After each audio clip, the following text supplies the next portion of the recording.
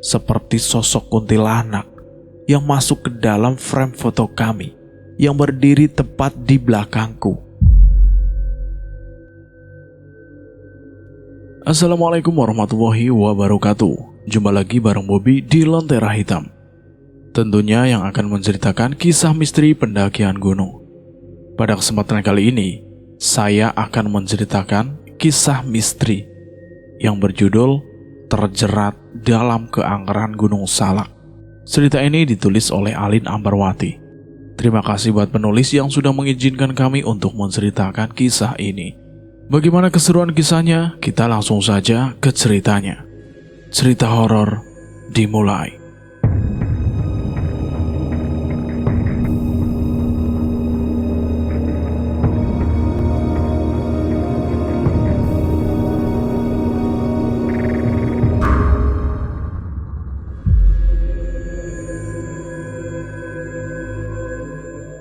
Namaku Putra. Sedari kecil aku tidak tahu jika aku diwarisi kodam dari kakek buyutku terdahulu. Aku baru mengetahuinya setelah aku beranjak dewasa, tepatnya saat usiaku 18 tahun. Kakek buyutku itu dikenal sebagai tetua dan salah satu orang pintar di desaku.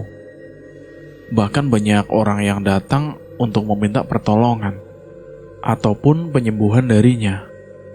Hampir setiap hari rumah kakek buyutku itu ramai orang yang datang. Akan tetapi saat itu aku tidak begitu paham akan hal yang dilakukan oleh kakek buyutku itu. Kakek buyutku adalah sosok yang paling dekat denganku. Dia kerap kali menceritakan banyak hal kepadaku. Le, kita selalu butuh sosok penjaga dalam menjalani hidup, ucap kakek buyutku kala itu. Penjaga apaan, Bah? Saya tidak maksud, tanyaku kepada si kakek buyut. Kamu nanti akan tahu sendiri, Le, kalau kamu sudah besar. Buyut akan pastikan kalau kamu didampingi oleh sang penjaga, ucap kakek buyutku seperti itu.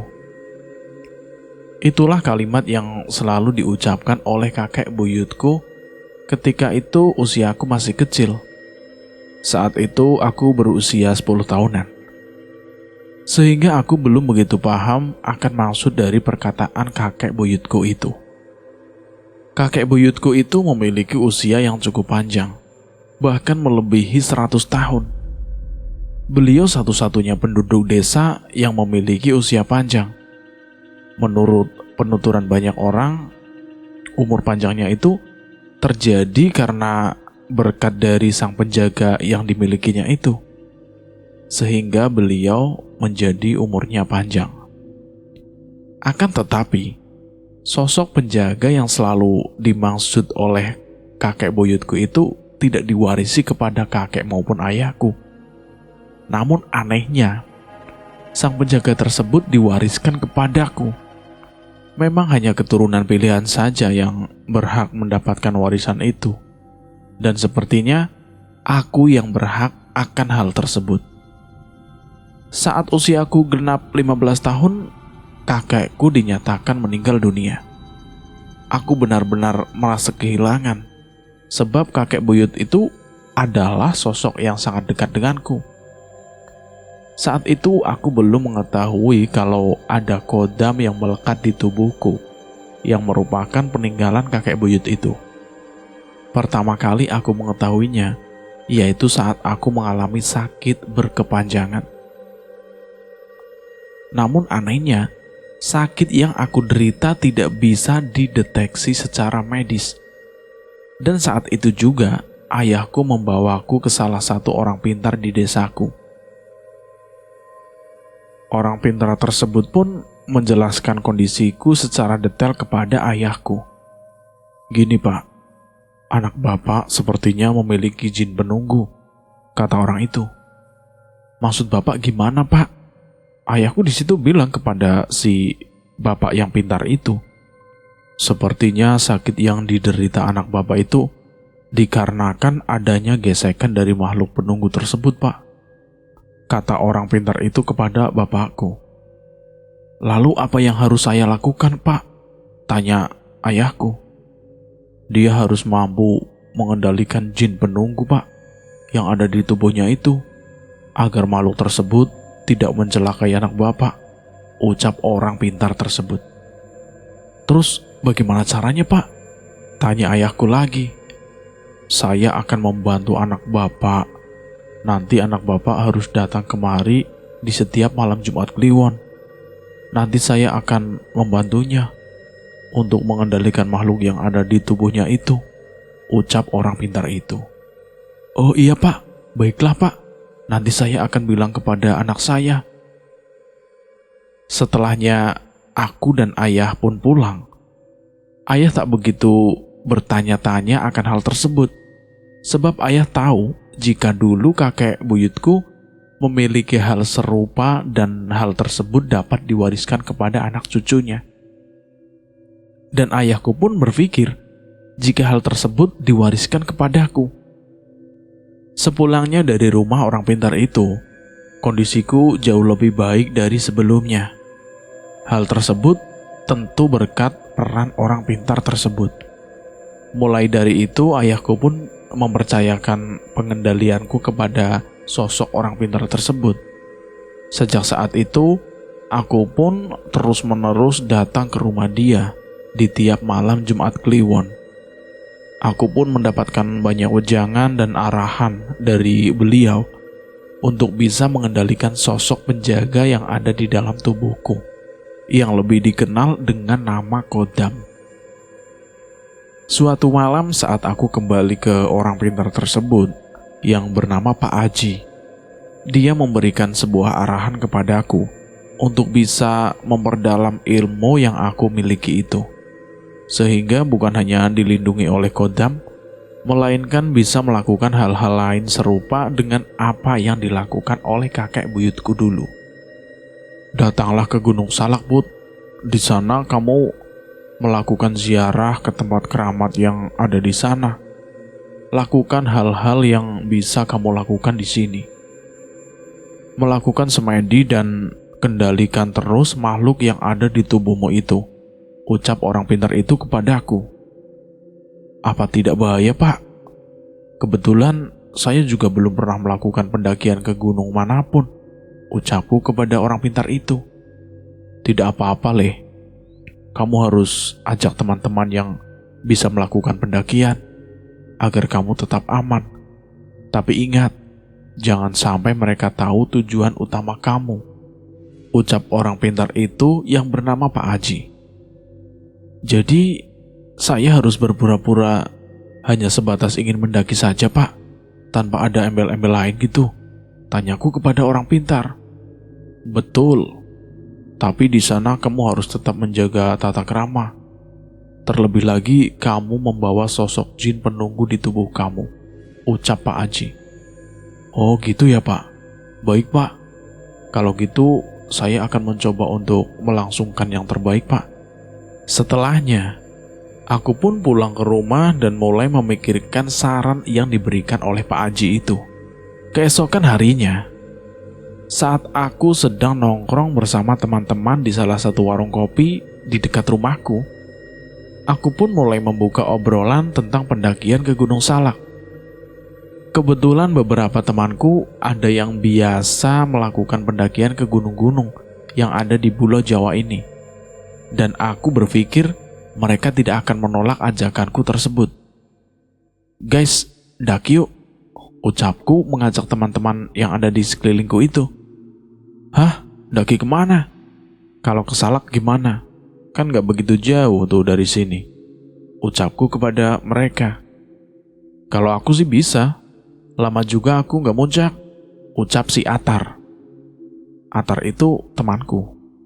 Kalau yang lain gimana? Aku juga setuju. Iya boleh, aku juga setuju, ucap si Malik dan Miko. Memangnya mau kapan ke sana? Tanya si Fajar. Kalau weekend nanti gimana? Tanyaku kepada teman-teman. Oke, siap. Kalau weekend, mumpung kerjaan juga libur, ucap semua temanku, yaitu Atar, Malik, Miko, dan juga si Fajar.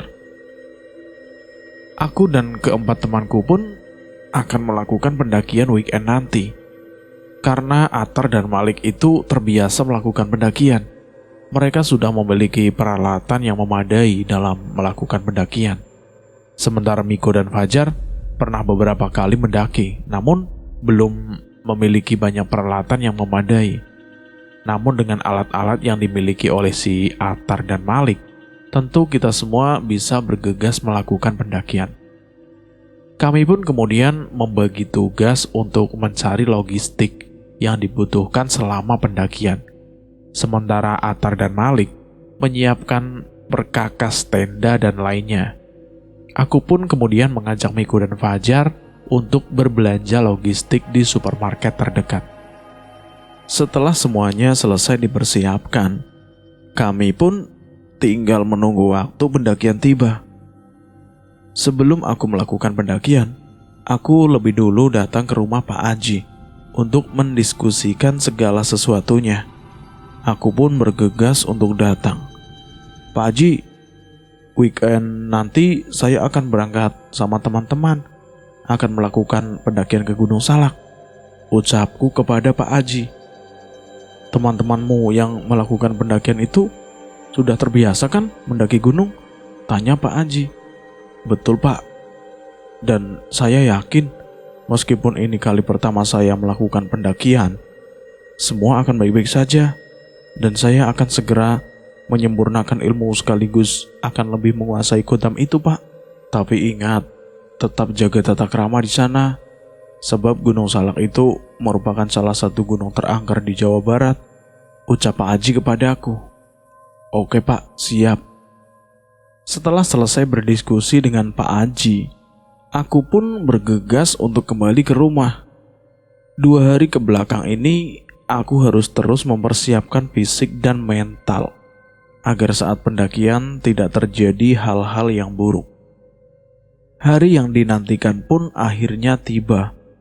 Tepat di hari Sabtu pagi, kita akan berangkat dari Garut menuju Bogor sebagai titik awal pendakian.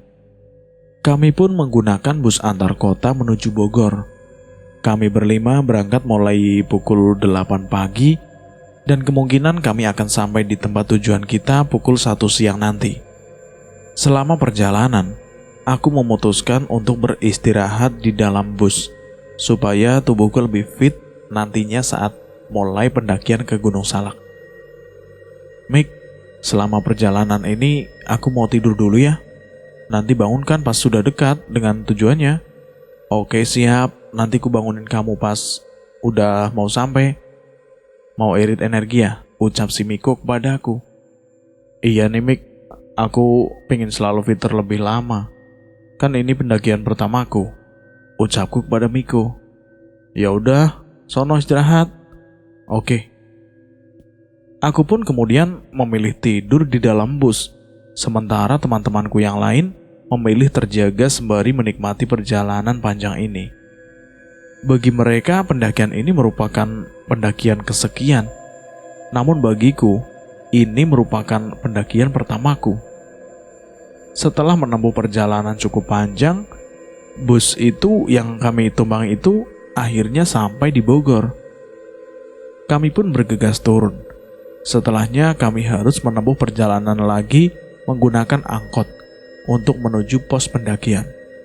Setelah menempuh perjalanan yang cukup melelahkan, akhirnya kami pun sampai di pos pendakian Gunung Salak. Kami memilih jalur pendakian via Pasir Rengit. Menurut penuturan banyak orang, Gunung Salak merupakan salah satu gunung terangker di Jawa Barat. Bahkan Gunung Salak juga dikenal dengan sebutan Gunung Sejuta Jalur, sebab banyak sekali jalur alternatif yang menuju puncak Gunung Salak itu. Akan tetapi, kali ini kami memilih melakukan pendakian itu dengan jalur resmi, sebab pengalaman kedua temanku yang pernah mendaki Salak sebelumnya, yaitu Atar dan juga Malik, yang sempat melakukan pendakian dengan menggunakan jalur ilegal, mereka kerap kali menemukan hambatan yang cukup berarti. Bahkan suara-suara makhluk halus pun kerap kali menghantui mereka. Bahkan menurut penuturan mereka, Saat mendaki Salak waktu itu pernah tersebar selama beberapa jam, hingga akhirnya mereka kembali menemukan jalan yang benar. Oleh karena itu, pendakian kali ini kami tidak ingin mengambil resiko.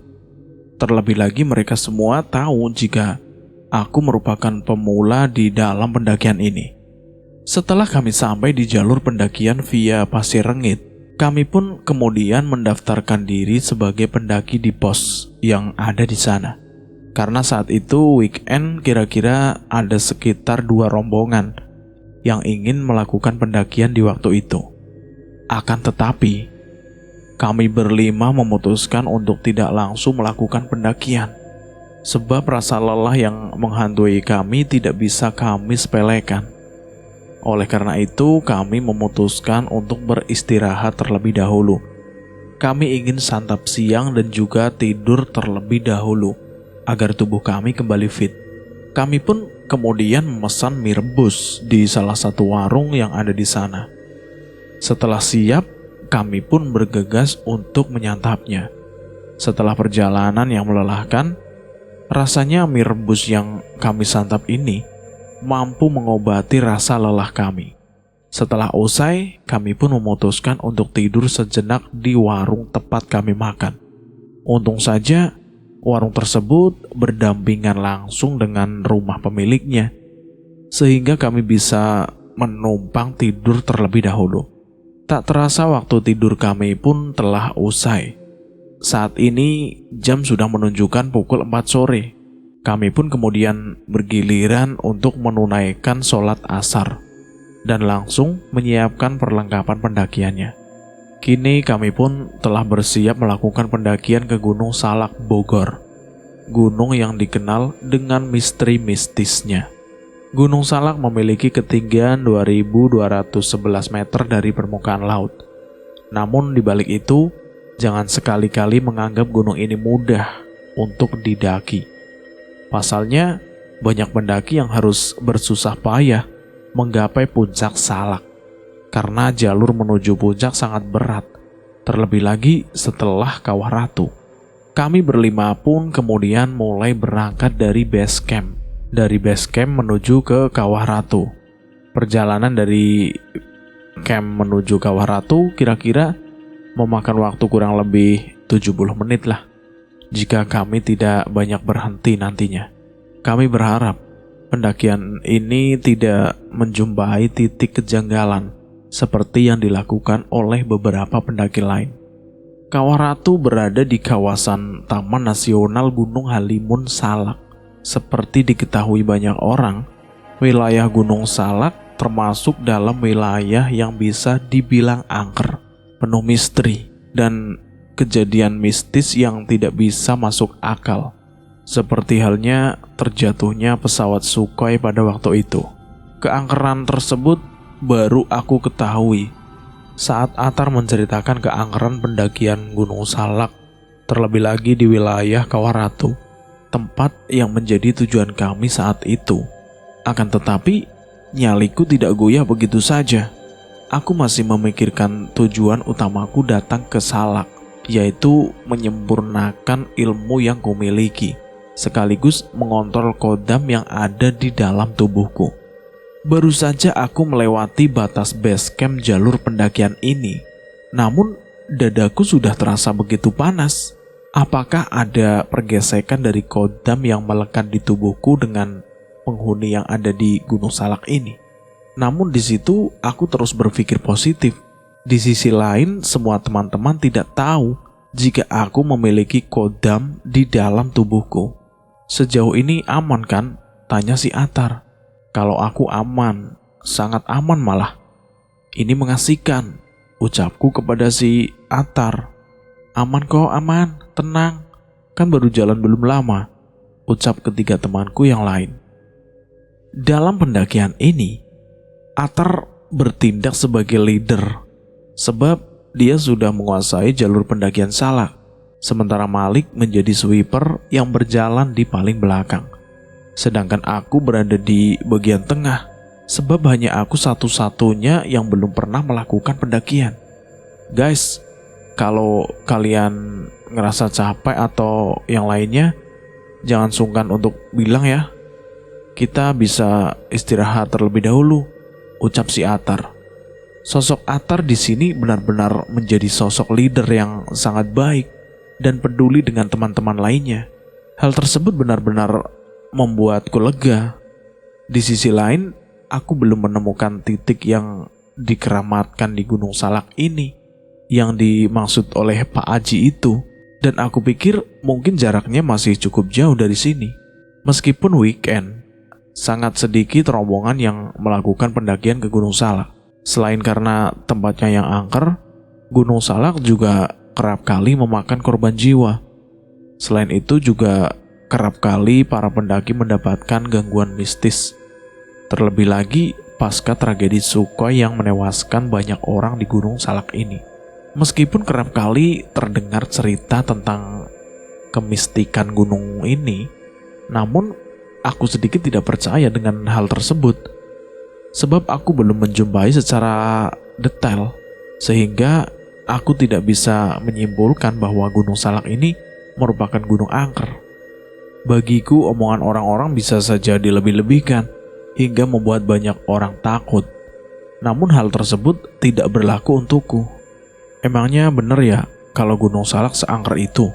Aku bertanya kepada teman yang ada di situ. Bener Put, sama seperti yang aku ceritakan di awal. Dulu saat aku mendaki ke Salak sempat tersesat. Untung saja aku masih bisa selamat Put, ucap si Malik. Tapi emang semua pendaki mengalami kemistisan yang sama? Tanyaku kepada Malik. Ya tidak semua sih, tapi kebanyakan pendaki mengalaminya, ucap si Malik. Aku jadi penasaran Mal, apa aku juga akan mengalami hal yang sama? Tanyaku kepada si Malik. Jangan bilang gitu Put, takutnya salah satu dari mereka ada yang mendengarmu loh, ucap si Miko. Tapi aku benar-benar penasaran, apalagi kan ini pendakian pertamaku.